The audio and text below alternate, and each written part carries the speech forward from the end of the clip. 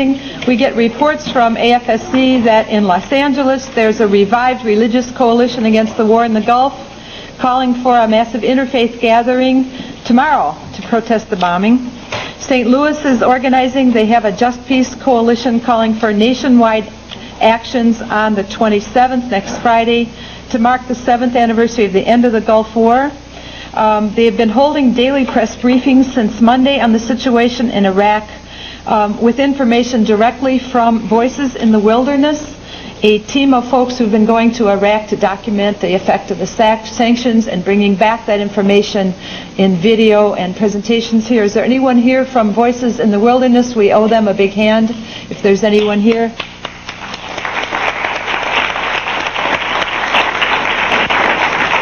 There are organizing going on throughout all the peace movement. Pax Christi is sponsoring a Washington, D.C. National Day of Prayer, Fasting, and Witness on Ash Wednesday, the 25th.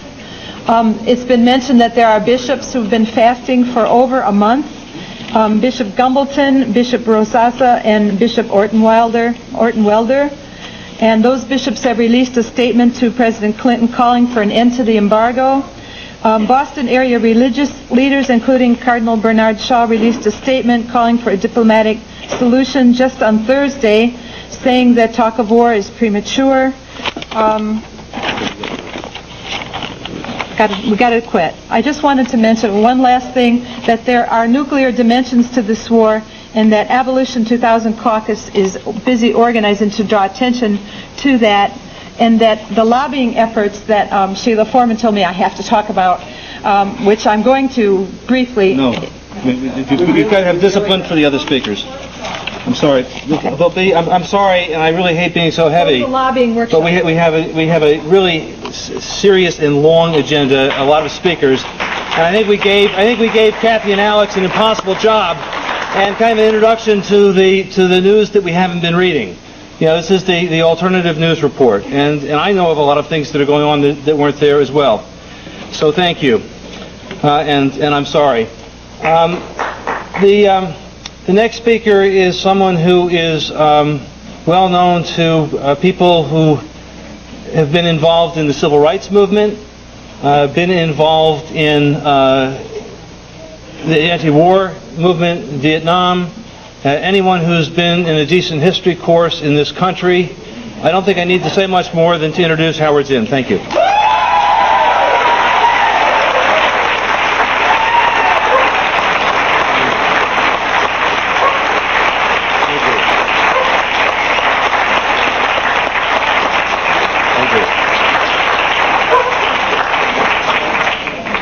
Well, that was the most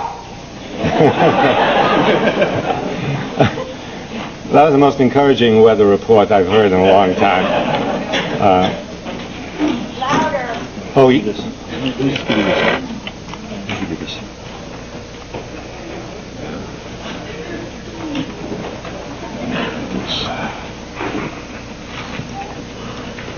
This should do it. how's this? Better? Can you hear me back there?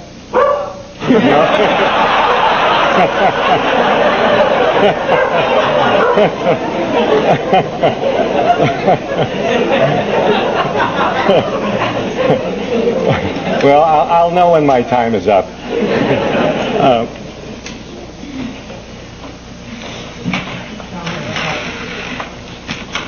Well, every political issue is a moral issue. And the moral issue in the present crisis, I think, can be stated very simply.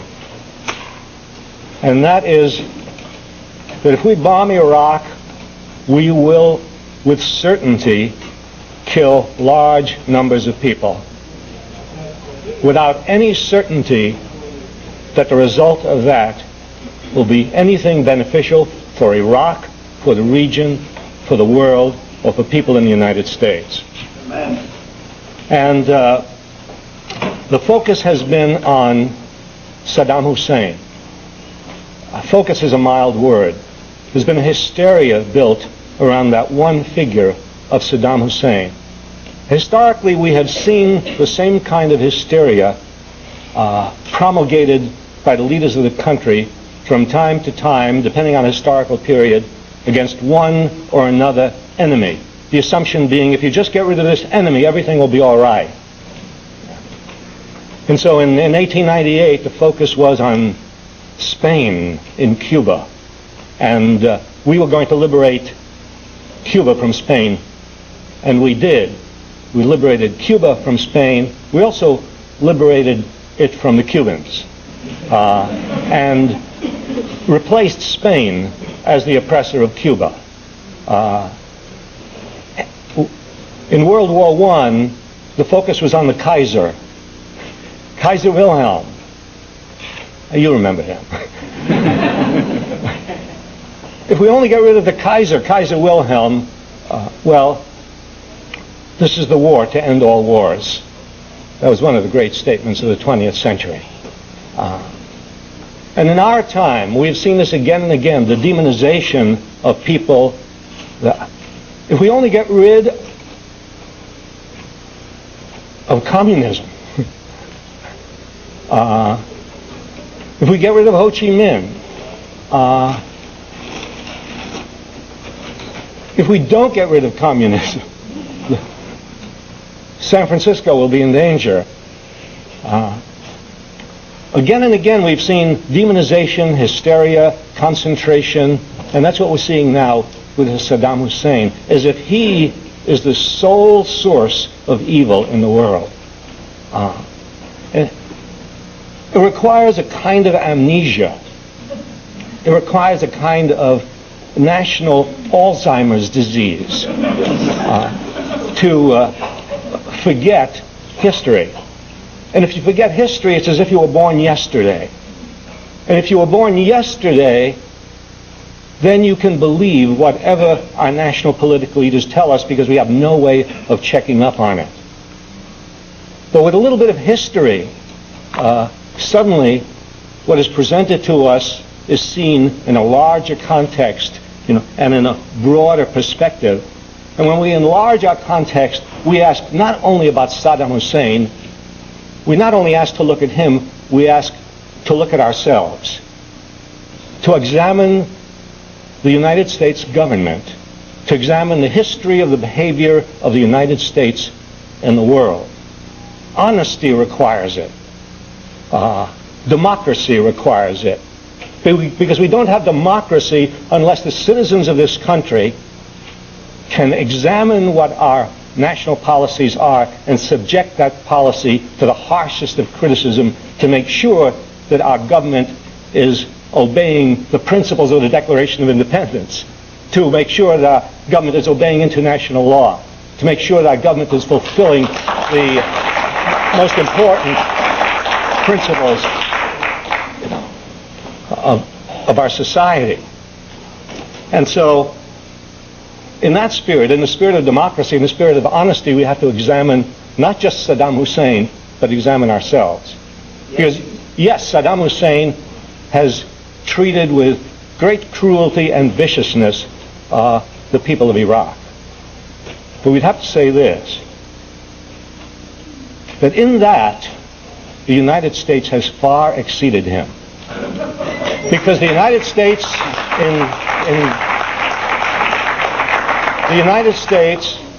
in the devastation of the war, in what followed after the war, in the embargo, in the killing of at least 1 million people in the wake of the war, the United States has visited a devastation on Iraq, on its women, on its children, on its ordinary citizens, even beyond what Saddam Hussein was able to do.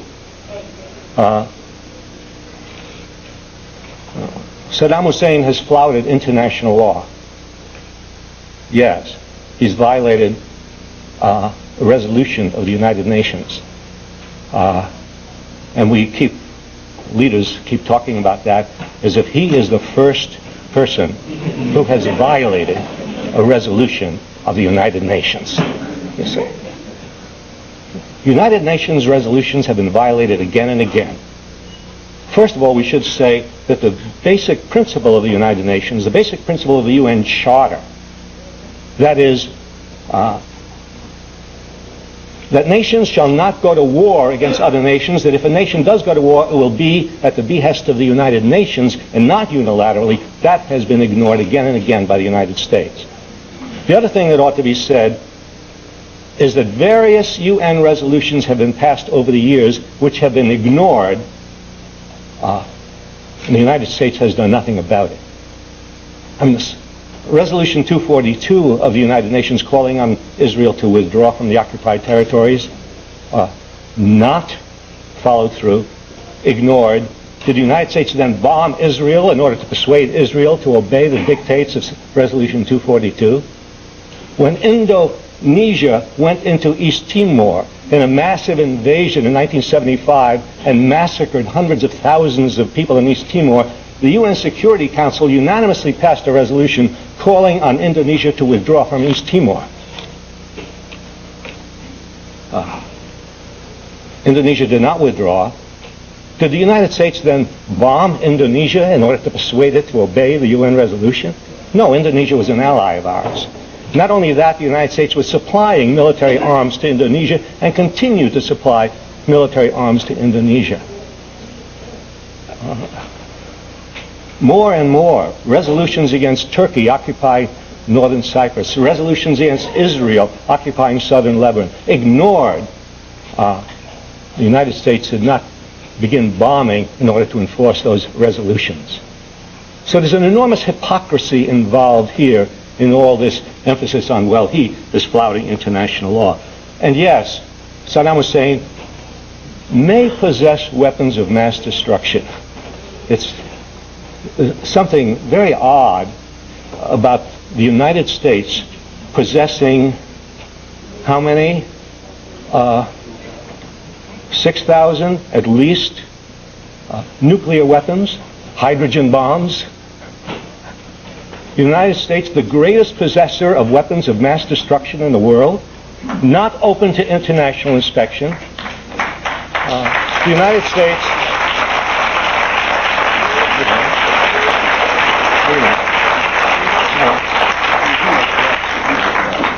and other countries with weapons of mass destruction, Turkey with weapons of mass destruction, Indonesia with weapons of mass destruction, Saudi Arabia supplied with weapons of mass destruction by the United States, weapons of mass destruction all over the world supplied by the United States.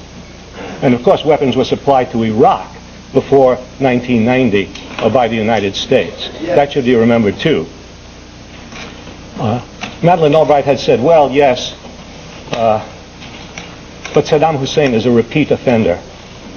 I like that. A repeat offender. If we had to produce in court the criminal record of the United States in the world, it would be a very long record. Because the United States...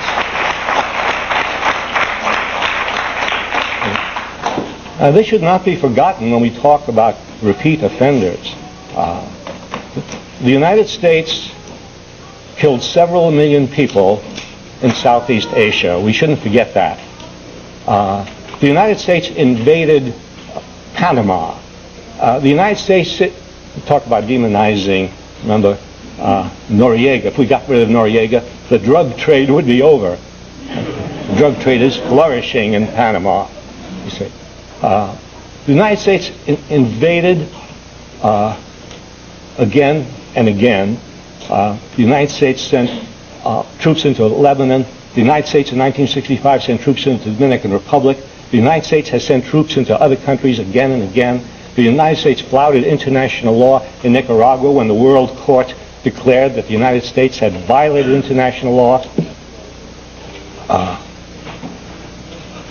The United States is probably the number one repeat offender in the world.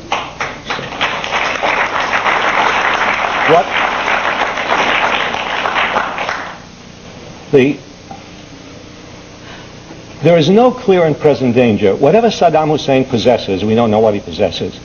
A Marine general pointed this out, a retired Marine general pointed out, possession itself does not warrant an attack. If possession itself warranted an attack, then some mythical superpower would be right in attacking the United States for its possession of nuclear weapons. There's no clear and present danger from Iraq. Right now, the clear and present danger is from the United States of America.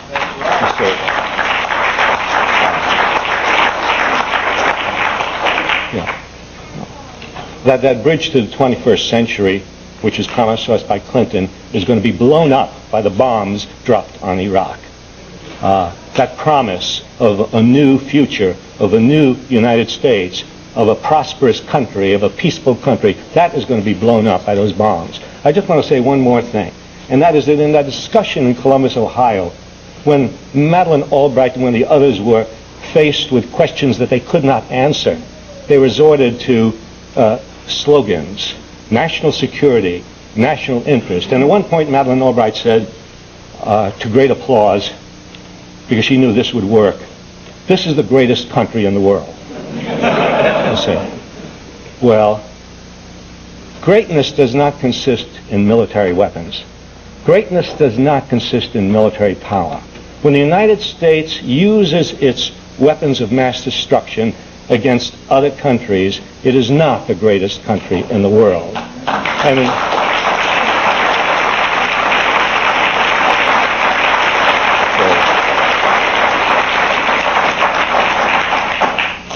And if it is going to become a great country, and I'm not talking about the greatest, because let's stop thinking about number one, number two, number three. Let's just take our moderate place among the other nations in the world. This is not the Olympic Games, you see. If we're going to be a great nation, then we have to show our moral greatness. We have to become a peaceful nation. We have to begin to use the enormous resources we have to solve the human problems that we have in this country. Thank you.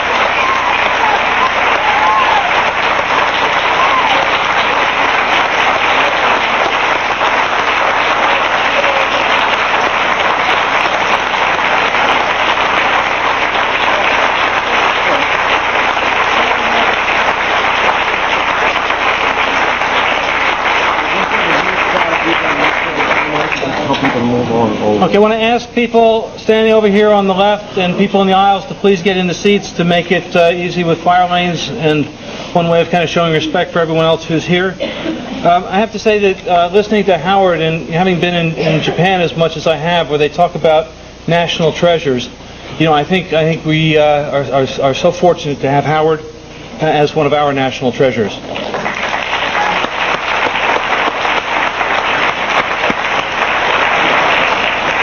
I then quickly want to move to introduce Elaine Hagopian. Elaine is a truly remarkable person who I hope some historians are following as well.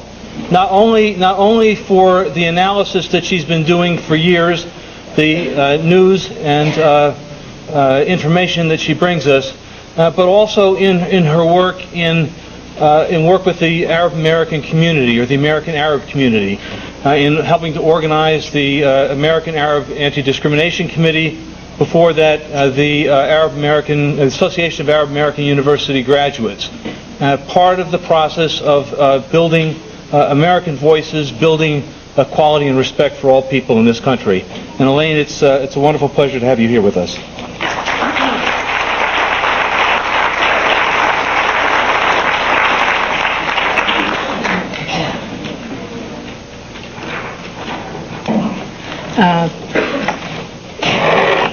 Thank you very much. First of all, I want to say that the last time I was with Howard Zinn on the same program, and it's always an honor and a pleasure for me, it was in some small private school, I can't even remember which one, and it was over the Gulf War. And I always pleased and happy to see Professor Zinn. I was going to also show you some maps of the Middle East, but I think time pressures are going to be such that I won't use they were overheads. All I can say is that that map has high pressure everywhere. And I would like to try to present some sort of analysis and it will be in 3 parts. I can't help it, I'm an academic. I may overcome that one of these days.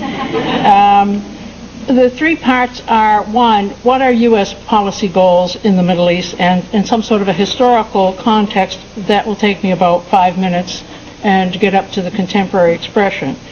The second part will be Saddam Hussein's motivation in the present crisis, and the third will be an attempt to understand U.S. motivation in the present crisis and the likely outcome of the bombings. I'm not sure I can understand U.S. motivations. They always seem so irrational. In any case, 2 days ago I was at a lecture at Harvard and the Middle East Center there, and former Consul General Edward Abington, who was former Consul General in Jerusalem, I asked him to spell out what American goals are in the Middle East.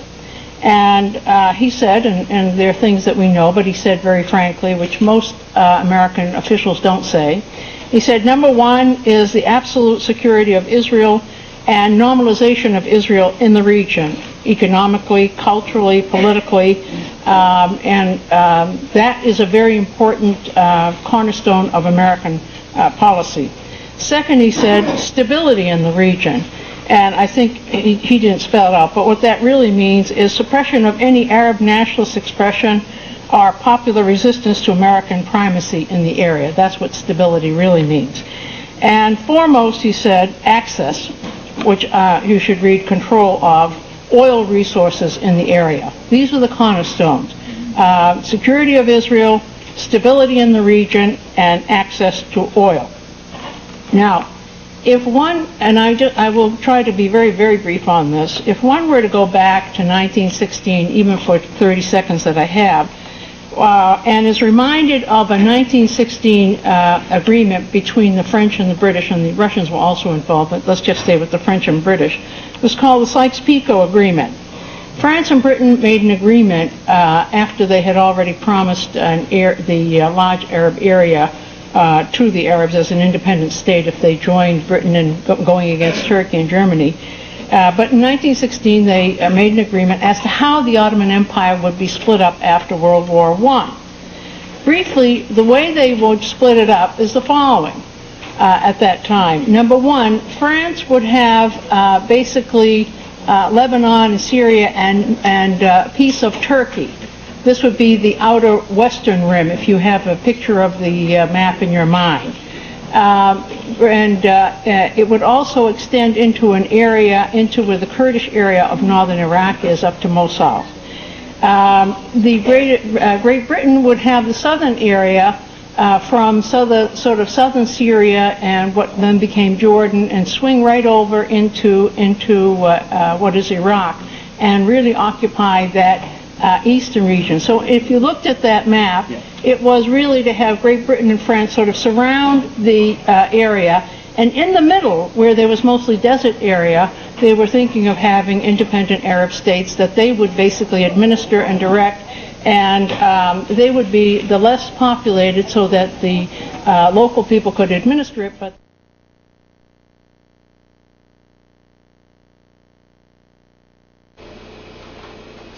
I'm Mark Bruzonsky, your host for this weekly program, Mideast Realities, and thank you for watching.